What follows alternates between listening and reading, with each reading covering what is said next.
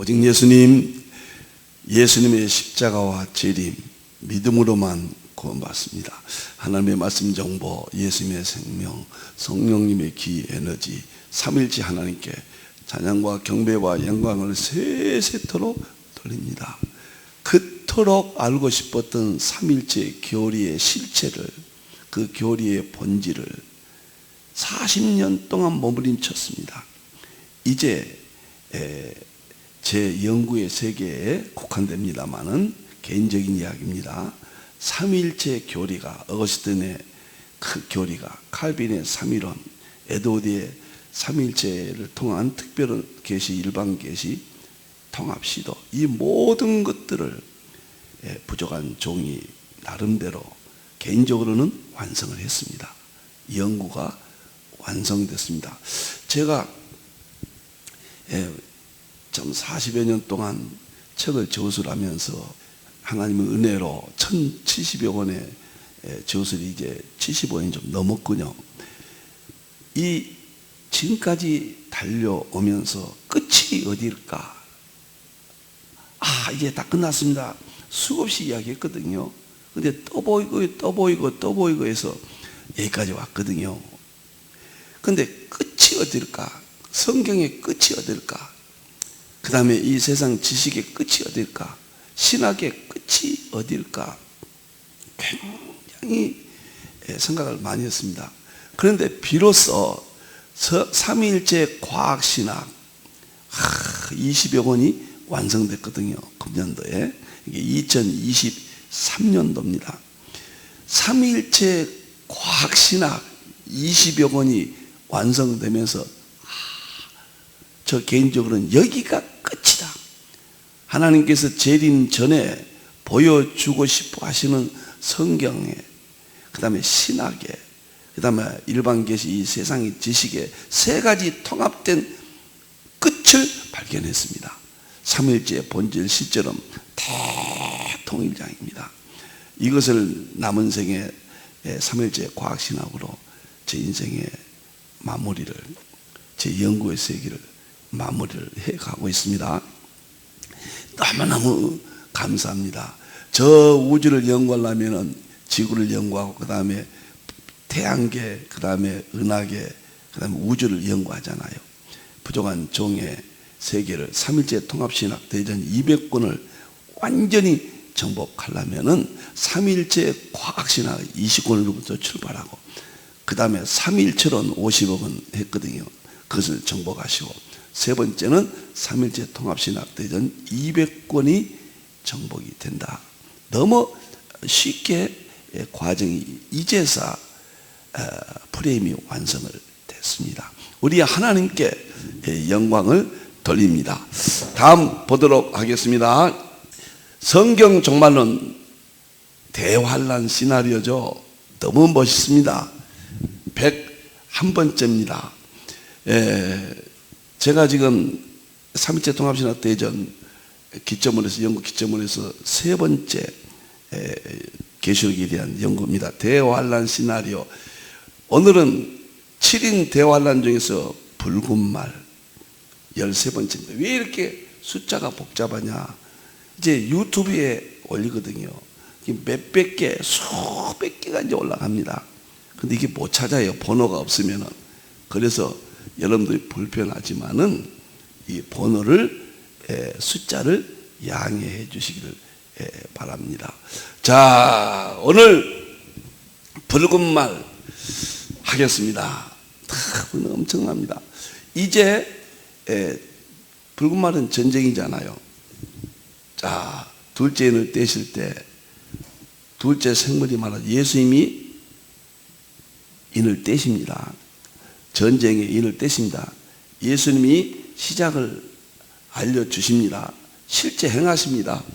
그럴 때 둘째 생물이 말하죠. 천사장이죠. 이에 다른 붉은 말이 나오더라. 오라 하니까, 이 현재 교회는 주의 종을 통하여 예수님께서 대신해서 교회를 통하여, 강단을 통하여 전하십니다. 이제 계시록은 천사장을 통해서 오라, 영적 세계죠. 그러니까 붉은 말이 나왔더라. 붉은 말은 전쟁을 일으킨, 대환란 시작 때 전쟁을 일으킨 7가지의 핵심이 있다고 그랬습니다. 탄자가 누구냐면은 적그리스도입니다. 허락을 받아, 누구한테 허락받아? 예수님께 허락받는 거죠. 땅에서 화평을 제하여 버린다. 대환란은 이 땅에는 평화가 없습니다. 창세 이래로 없는 대환란입니다. 성도의 권세가 다 깨져 버리는 대환란입니다. 해본 여자 교회가 광야로 도망가는 대환란입니다. 분명히 여기서 말해주죠. 서로 죽입니다. 큰 칼은 핵을 의미한다. 이 붉은 말에 제가 가장 횟수가 많을 것 같습니다. 제가 처음에는 글쎄요, 한 20번, 25번 했는데 한 40번까지 늘어날 것 같네요. 굉장한 이 시대 이야기가 이제 본격적으로 나옵니다. 미국이 어떻고, 러시아가 어떻고, 중국이 어떻고, 이것은 7개 전쟁을 풀이한 다음에 또 계속해서 나오게 됩니다. 한 반년 이상 붉은 말 하나만 가지고 훨씬 반년 넘을 것 같습니다. 됐습니다. 다니엘서 이제 오늘은 8장. 전쟁은 성경에 7군데가 기록되어 있습니다. 크게요. 오늘 이 시대인데 첫째가 다니엘서 8장이 첫 번째입니다. 거기는 메데바사와 헬라를 통한 예언입니다. 두 번째는 다니엘서 7장 내 짐승, 그래서 사자와 곰과 표범과 천리빨이죠. 러시아와 중국과 중동과 이유죠. 두 번째입니다. 세 번째는 다니엘서 10장 11장 마지막 전쟁에 남방왕이 북방왕을 하죠. 이 순서대로 이제 오늘 이 시대로 해석을 하겠습니다. 네 번째는 에스겔입니다. 에스겔 38장 39장이 바로 이 시대 전쟁이죠. 전체를 묶어서 유보라데 전쟁이라, 마지막 대환란 전쟁이라 이렇게 말을 합니다. 그 다음에 스가랴가 14장이 마지막 때 또 전쟁입니다. 그래서 구약에 5군데가 나오죠. 계시록의 신약은 6장 이 흰말은 전체적인 뜻을 포함하고 있거든요. 9장에 유브라데 전쟁으로 나옵니다. 6번째죠. 그 다음에 16장 아마겟돈 전쟁, 19장과 16장이 통합돼서 아마겟돈 전쟁, 이렇게 해서 7번 나오거든요. 똑같은 거예요. 대환란 때 전쟁입니다. 이것이 전체적으로 유브라데 전쟁이에요. 자, 오늘은 7개 중에서 다니엘서 8장 순양과 순염소를 통한 마지막 때 전쟁 예언, 이런 의미가 되겠습니다. 굉장히 중요합니다. 아마 이것도 4번을 해야 될 것 같습니다. 제가 구애받지 않겠습니다. 과거에는 너무 시간이 많이 드는 것은 그냥 흐름만 이야기했는데 이제는 제 인생의 마지막이거든요. 또 언제 하겠습니까? 자세히 정말 구체적으로 이 시대를 입증해야 깨어납니다. 넘어가면 안 될 것 같아요. 자, 이제 다니엘서 8장을 보면은 두 뿔 가진 순양이 나오고, 그 다음에 순염소가 나옵니다. 순양이 나오고, 그 다음에 순염소가 다음에 나오죠. 그 다음에 네 뿔이 나오고, 그 다음에 작은 뿔이 나오고, 그래서 2300주야 동안 이스라엘이 고난을 받으리라. 이게 지금 어마어마한 이야기입니다. 1절부터 14절까지 오늘 마지막에 한번 읽어드리겠습니다. 굉장히 어렵기도 하고, 이 다니엘서 8장 하나만 이해해도 이 세상이 뒤집혀질 겁니다. 제가 정말 85년 이후에 계시록이 이해가 되면서 다니엘서가 또 이해가 됐거든요. 신학교에서 계시록을 강의했고 다니엘서를 강의했거든요. 너무너무 충격적인, 정말 깜짝 놀랄 일인데 얼만큼 여러분들이 이해하시려는지 그게 좀 걱정이 되군요. 최선을 아주 쉽게 전부 오늘 이 시대에 이야기입니다. 이제 이 본문은 1절부터 14절은 마지막에 처음부터 한번 쭉 대충 제가 읽도록 하겠습니다. 먼저 다니엘서 8장 전쟁, 마지막 때 대환란 때 시작될 유브라데 전쟁에 대해서 다니엘서 8장은 처음부터 끝까지 개요를 다 설명하거든요.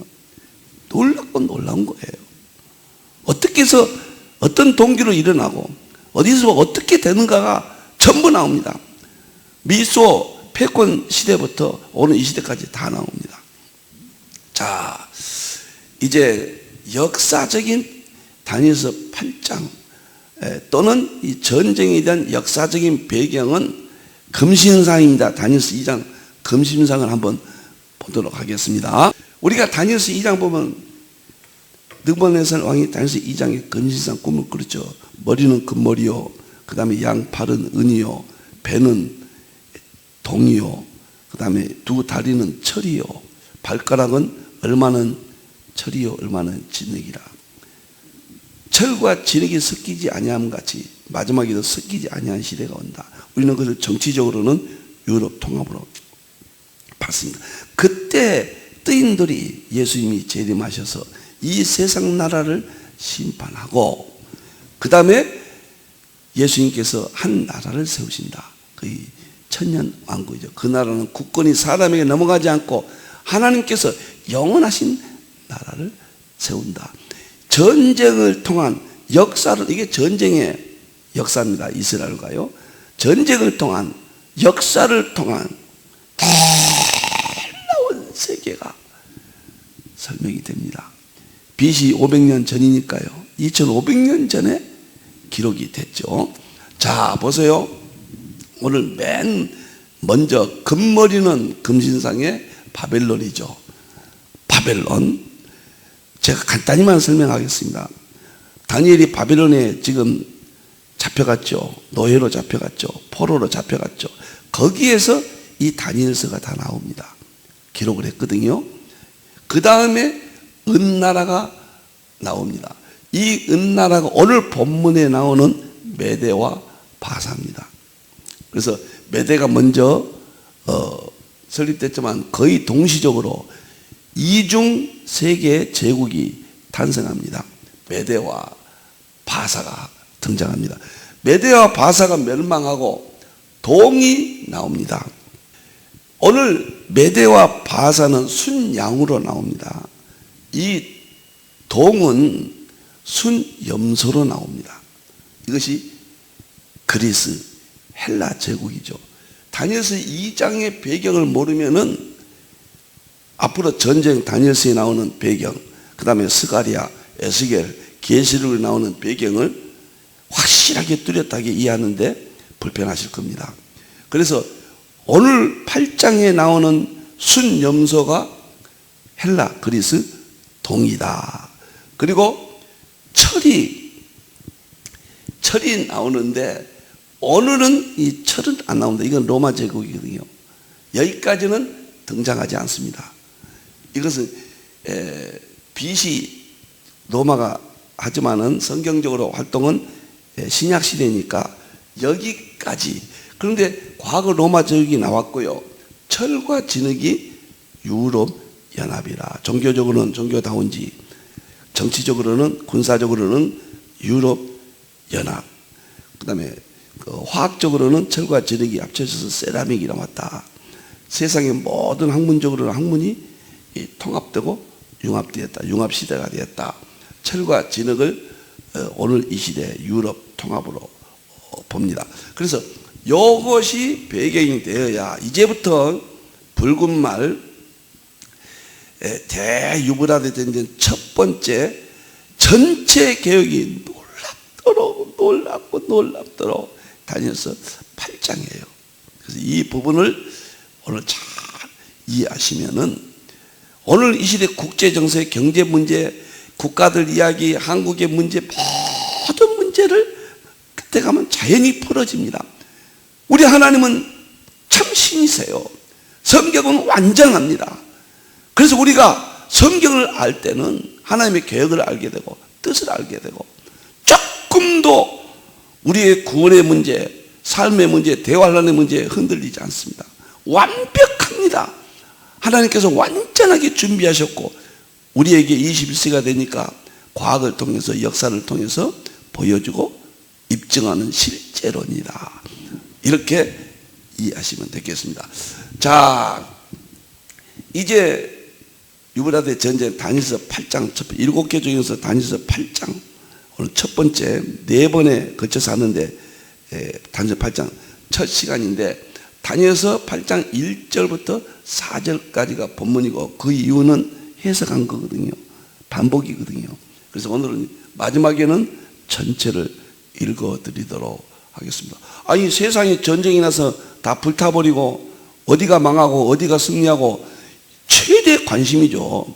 중국의 문제는 어떻게 되고 대만의 문제는 어떻게 되고 북한의 문제는 어떻게 되고 러시아, 중동, 이스라엘, 적그리스도, 미국 이런 모든 문제들이 이제부터 전쟁을 통해서 벌어지기 시작한다. 인류사는 전쟁을 빼놓고는 역사를 논할 수가 없습니다. 가장 뚜렷한 인류의 역사는 전쟁의 역사다. 이렇게 말할 수가 있겠죠.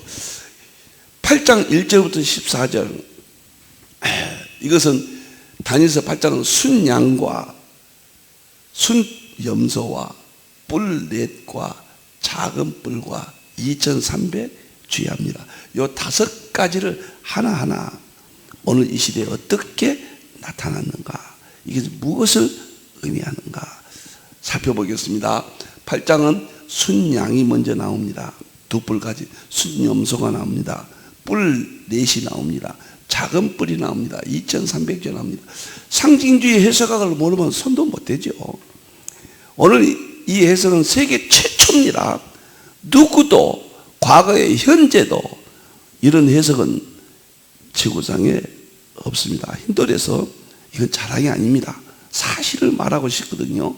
그래야 여러분들이 좀 더 적극적으로 임하시지 않을까 이렇게 생각을 합니다. 자, 첫째, 순양이 3절 4절 나오거든요.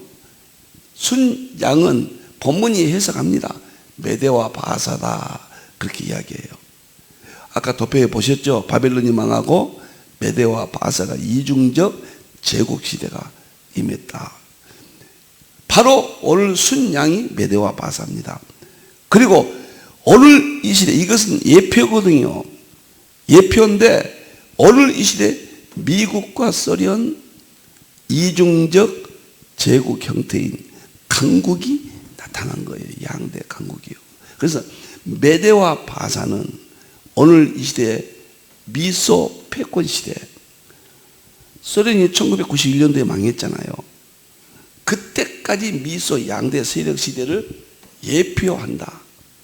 예표한다. 아주 중요한 이야기를 합니다. 정말 이 세상이 하나님의 말씀을 바로 이해한다면 하나님께 100% 돌아옵니다. 우리는 암흑성이 지금 전해야 되고 알려야 됩니다. 두 번째, 다니엘서 8장 1절에서 14절에 보면 순염소가 나옵니다. 아주 중요한 역할을 담당하죠. 순염소는 21절에 헬라라고 해석을 해줍니다. 놀라워요. 어떻게 다니엘이 BC 5세기경에 기록한 말씀이 미래까지 이렇게 나옵니까? 너무너무 충격적이죠. 여러분들이요. 그 다음에 헬라는 미국 단독 30년 강국 시대를 예표한다. 양이 6월절에 예수님이 예표하듯이 전쟁도 이미 구약에 다 예언됐는데 유브라데 전쟁, 계시록 전쟁, 대환란 시작 전쟁이 8장부터 시작해야 합니다. 다니엘서 8장 순양과 순염소 여기서부터 해야 오늘 이 시대 정치, 경제, 군사 모든 전쟁, 미래, 대환란의 심장부가 드러나 버리거든요. 그래서 오늘 이렇게 제가 자세히 설명을 합니다. 순양 시대가 지나고 순염소 시대, 헬라 시대가 오거든요. 그 다음에 뿔넷 시대가 옵니다. 헬라의 알렉산더 대왕이 유명하잖아요. 세계를 지배했죠. 33살에 젊어서 세상을 떠났죠. 그런데 알렉산더 대왕이 죽고 뿔 넷이 등장합니다. 그의 신하 셀류쿠스, 부톨레미, 카센더, 리시마커스 네 뿔이 여기에 나타납니다. 그래서 헬라 제국이 4대 국가로 분리가 됩니다. 오늘 이 이야기거든요. 놀랍도록 다니엘이 예언했는데 그 후에 역사가 이렇게 진행되거든요. 여기서 우리가 하나님을 신뢰하지 않으면 됩니까? 성경을 연구하지 않으면 됩니까? 여러분들이 놀라운 이야기예요. 이것은 무엇을 예표하느냐? 오늘 이 시대에 다니엘서 7장에 나오는 네 제국이 국가가 나오거든요. 사자인 러시아, 고민 중국, 표범인 중동, 그 다음에 천리 빠른 EU 플러스 미국, 나토 세력이거든요. 그냥 EU 해도 돼요. 같은 회원국가니까. 그러니까 발가락이 나눠지고 발등이 하나듯이 동일 본질 5발가락 구분이죠. 그래서 EU와 미국도 동일 본질 2 구분이에요. 하나로 봐도 됩니다. 이렇게 놀랍도록 뿔 넷은 역사적으로는 알렉산더 네 부하들이 국가를 나눠 가졌고, 이것이 마지막 재림 직전에 4대 국가, 그 러시아, 중국, 중동, EU 세력 이렇게 나눠줄 것을 2500년 전에 보여주신 거예요. 여러분들 놀랍고 하나님 말씀밖에 없습니다. 그 다음에 뿔 넷이 나눠진 후에 작은 뿔이 또 나타납니다. 이 작은 뿔은 무엇이냐? 이것은 안티오코스 4세 에피파네스입니다. 이스라엘이 바벨론으로 돌아와서요, 마지막에 처참하게 됩니다. 처참하게 돼요. 그래서 그 이스라엘 핍박한 마지막 적그리스도 예표입니다. 안티오코스 에피파네스 4세가 여기에 나와요. 작은 뿔로. 이것은 역사적으로는 안티오코스 4세 에피파네스거든요. 그런데 오늘 이 시대는 적그리스도입니다. 교황 적그리스도의 예표라. 우선 전체를 오늘 설명하겠습니다. 그리고 마지막에는 2300주야 동안 안티오코스 4세 에피파네스가 이스라엘을 괴롭힌다, 핍박을 한다. 그럼 2300주야는 무엇이냐? 이게 또 제일 어려운 문제거든요. 이것은 안식교가 핵심이 안식교 심장이 2300주야입니다. 이것도 자세히 설명을 드리겠습니다. 최후 이스라엘 핍박 기간이 대환란 기간의 예표입니다. 2300주야는 대환란의 예표입니다. 제가 저번에 말씀을 드렸듯이 너무도 충격스럽고, 제가 붉은 말 하나만 가지고 1년까지 갈지도 모르겠네요. 1년을 해야, 번을 해야 붉은 말 하나가 설명이 될 겁니다. 흰말도 한 20여 가까이 갔잖아요. 붉은 말. 그 다음에 검은 말하고 청황색 말은 간단해요. 그래서 그렇게 할 말이 많이 있지 않습니다. 그건 몇 번에 끝났는데, 붉은 말은 이것은 뭐 굉장한 우리 현실이에요. 붉은 말이 여러분들이 이해가 된다면, 전쟁이 이해가 된다면 손 들고 돌아옵니다. 모든 것을 보여주고 입증해 버립니다. 오늘 이 시대, 미래 시대까지 다 봅니다. 과거 역사까지 다 봅니다. 전쟁을 통해서 전 성경의 하나님의 뜻을 보고 성경이 얼만큼 위대한가, 우리 구원의 문제가 어떤 것인가까지 다 연결되고 정말 좋습니다. 저 이거 40년 동안 연구했습니다. 여러분들이요. 자, 그러면 왜 이렇게 해석을 하는가? 해석 근거까지 설명을 드려야 앞으로 전쟁에 대해서 많이 하거든요. 지금 벌써 이것도 엄청나게 갈 건데, 근거를 정확히 이해하셔야 됩니다. 자, 첫째, 성경적인 근거예요. 다니엘서 8장이 오늘 이 시대에 놀랍게도 정치적인 군사적인 상황과 100% 일치한다. 그렇게 해석해야 될 근거가, 첫째는 구약은 예수님으로 해석한다 그 말이에요. 고린도후서 3장 12절 18절이지 않습니까? 구약을 읽을 때 예수님으로 해석하다. 아직도 완악하여 구약을 예수님으로 해석하지 못한다. 예수님으로 해석하면 하나님의 우리가 예수님의 영광에 들어가고 이것이 성령이 우리에게 역사하시는 것이다. 다마다 해석하게, 상징주의 해석하게 심장이잖아요. 그러니까 구약은 어디든지 예수님으로 해석한다는 건 초림 아니면 재림이에요. 그런데 초림하고는 맞지 않습니다, 이거는. 그래서 예수님 재림으로 해석하는, 종말론적으로 해석하는 근거가 여기에서 나옵니다. 두 번째, 모세의 율법과 선지자와 시편은 예수님을 가리킨다고 그랬거든요. 예수님께서 십자가에 죽으시고 부활하셨잖아요. 엠마오로 가던 두 제자가 실망해서 예루살렘을 떠나죠. 그때 예수님이 나타나십니다. 그리고 자기에 관하여 자세히 설명해 주니까 뜨거워져서 다시 예루살렘에 들어가는 놀라운 모습인데, 이것이 예수님이 뭐라고 하셨냐면, 특히 모세 오경, 율법서, 선지서는 구약의 4대 선지서, 12소 선지서를 다니엘서를 말합니다. 또 시가서까지 전부 다를 가리킨다. 예수님을 가리킨다. 그러니까 다니엘서 1장부터 12장까지 역사적인 해석만 내리고 예수님으로 연결 못하는 것은 완전한 해석이 아닙니다. 마지막 때는 상징주의를 통해서 예수님으로 볼 수 있도록 완전히 열으셨어요. 완벽하게 보여주고 입증합니다. 실제로입니다. 성경은 실제예요. 영적으로도 볼 수 있지만 첫째 실제예요. 역사성을 지니고 있어요. 과학적으로도 실제예요. 과학성을 지니고 있어요. 너무너무 놀라운 겁니다. 그래야 우리의 믿음이 완전히 강해지고 회복되어서 구원에 이릅니다. 모든 것은 구원으로 연결되죠.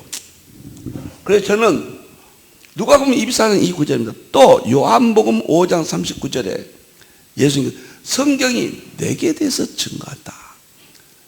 전 성경입니다. 그러니까 예수님에 대해서 증거한다. 그 말은 뭔 말이냐? 예수님의 십자가의 문제, 예수님의 재림의 문제, 재림이 포함돼야 완성이 되는 거죠. 그래서 다니엘서 8장을 당연히 예수님의 재림으로 해석하는 것, 특히 예수님 재림 때 전쟁으로 해석하는 것은 정당한 해석학적 이제 근거를 가지고 있다, 이렇게 설명할 수가 있습니다. 두 번째, 왜 다니엘서 8장을 오늘 이 시대 유브라데 전쟁 전체적인 내용으로 해석을 해야 되는가? 마태복음 24장 15절에 예수님이 말씀하셨거든요. 멸망에 가증한 미운 물건이 나타난다. 다니엘이 말한 바 그랬거든요. 다니엘서를 말합니다. 예수님께서 적그리스도에 대해서 이야기하면서 멸망에 가증한 미운 물건이 나타나면 도망가라. 그런데 다니엘이 말한 바 그 미운 물건이, 여기를 다 적그리스도로 보거든요. 다니엘이 말한 적그리스도는 어디 나오느냐? 느부갓네살죠. 그 다음에 5장에 벨사살 왕이죠. 그 다음에 7장에 작은 뿔이죠. 8장에 여기 작은 뿔이에요. 또 여기 나타나는, 그래서 예수님이 이것들이 나타나면은 그 말이에요. 오늘 이 본문에 작은 뿔이 나타나면 그가 적그리스도다, 그가 교황 적그리스도다, 대화론이 나타나면은 도망가라. 이제는 도망가라. 이거 예수님이 말씀하신 거거든요. 그러니까 계시록 12장 6절에 헤분 여자가 광야로 도망가잖아요. 적그리스도가 괴롭히니까. 전 성경이 정교하게 조직되어 있고 한치도 틀리지 않습니다. 지금 융합시대죠. 그래서 저는 예수님의 말씀에서 다니엘서 8장을 재림으로, 특히 재림의 전쟁으로 해석해야 된다, 이렇게 봅니다. 또 양자 역학적 이해예요. 우리가 다니엘서 8장은 과거 역사인데 모든 주석들이 역사로만 끝내잖아요. 미래까지는, 과거에는 볼 수가 없었어요. 역사인데 무슨 이광범 목사는 정말에 될 일이라고 또 해석을 하느냐?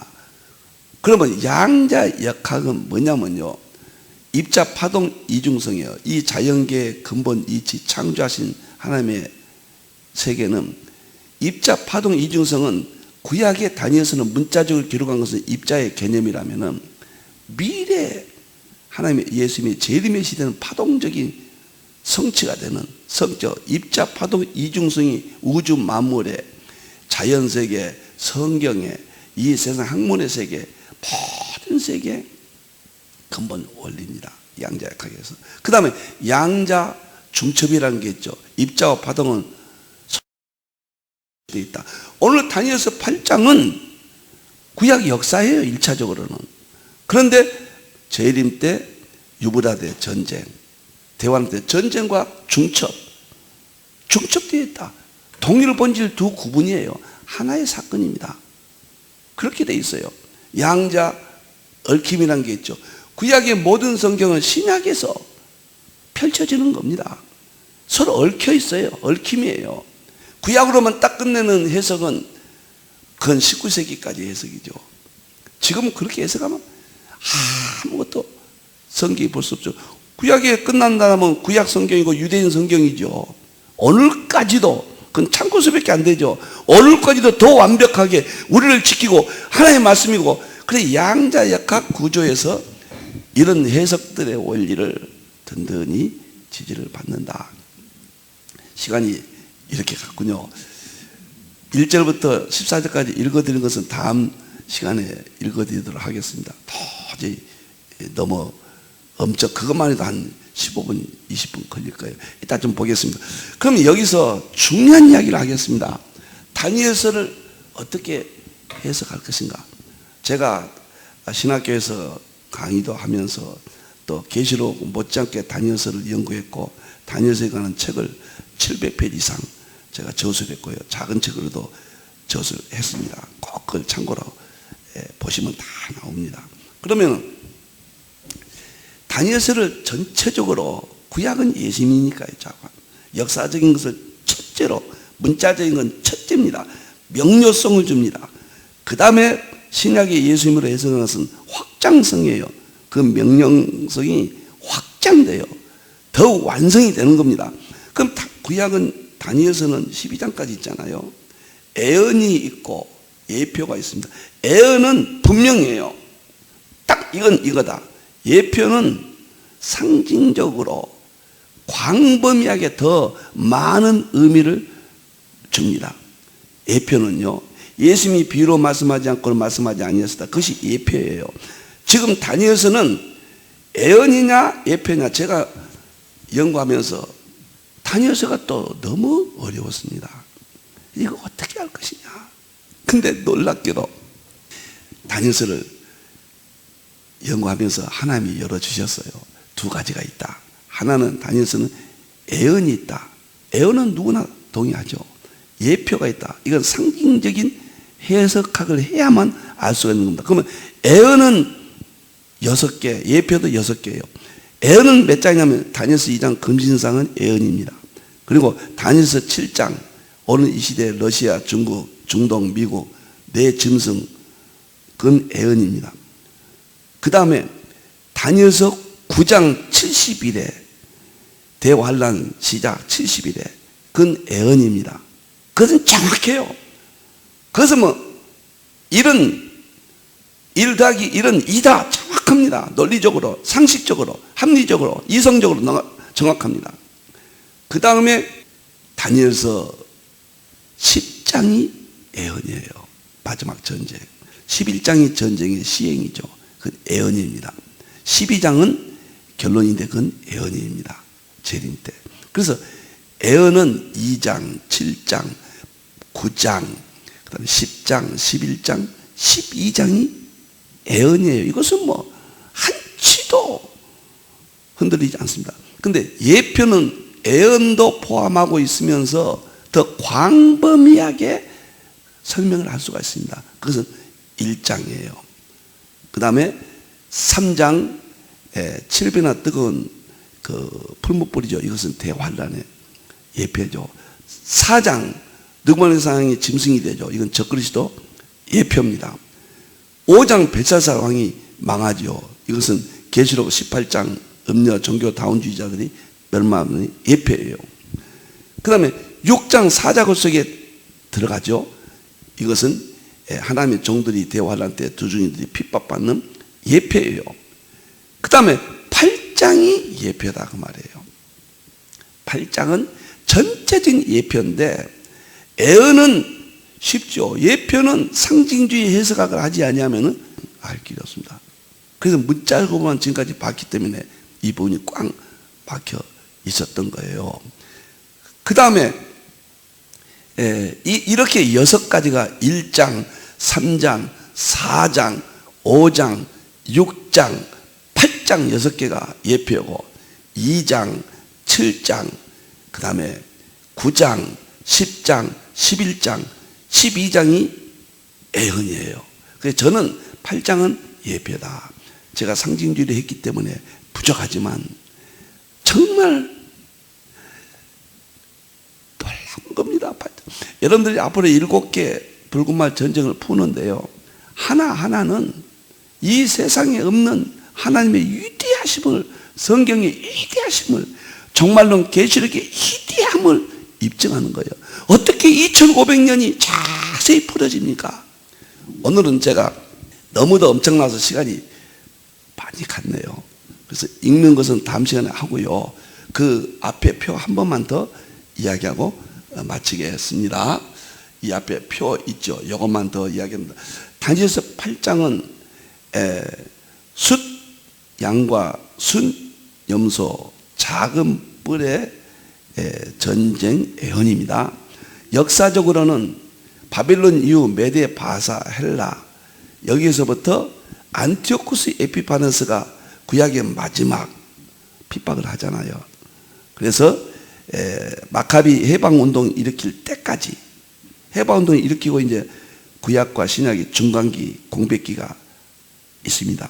그리고 예수님이 오시잖아요. 오시기 전 공백기 지나서 마지막 이스라엘이 핍박받는 이야기까지 여기서 나오거든요. 그래서 순양은 메데와 바사하고 미국과 소련의 양대 세력 예표다. 순염소는 헬란데 미국 단독 30년의 예표다. 뿔넷은 알렉산더 대왕이 죽고 네 장군이 지역을 나눠 가진 거. 지금 21세기 미국 단독 시대가 끝나고 러시아, 중국, 중동, 이웃 세력의 통합이 예표다. 작은 뿔이 나타났는데 안티오쿠스 4세 에피파네스인데 오늘 최종적으로는 결정 지을 수 없지만 대환란 시작되면은 적그리스도가 나타납니다. 100% 교회를 통해서 알려주십니다. 교회입니다. 이 모든 지식은 앞으로 교회 밖에는 구원도 없고 알 수도 없고 개인이 혼자 믿겠다 있을 수 없는 이야기예요. 교회를 통하여 모든 것은 해석이 되고 알려주고 소식지를 주고 전부 교회를 통해서 이런 걸 알 수 있게 되는 겁니다. 그 다음에 2300주야가 안티오쿠스 4세 에피파네스에서 이스라엘이 최후의 역사상 가장 처참합니다. 이것은 대환란 기간 예표다. 오늘은 여기까지 전체적인 설명을 드렸습니다. 제가 좀 말도 좀 천천히 했거든요. 원체 엄청나고 원체 장엄하고 위대하십니다. 다음 시간에는 이제 순양하고 순염소를 오늘 이 시대로 풀도록 하겠습니다. 정말 기뻤습니다. 행복했습니다. 기도하겠습니다. 하나님 아버지 참으로 감사합니다. 어둔하고 미련하고 쓰레기만도 못한 종을 통해서 하나님의 말씀을 보게 하시고 깨닫게 하신 것은 성령님이십니다.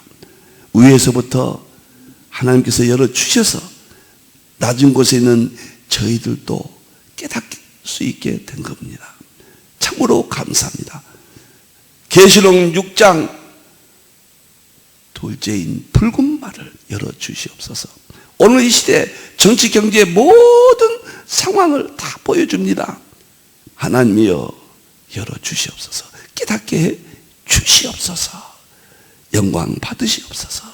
다시 오실 예수님의 이름으로 기도하옵나이다. 아멘.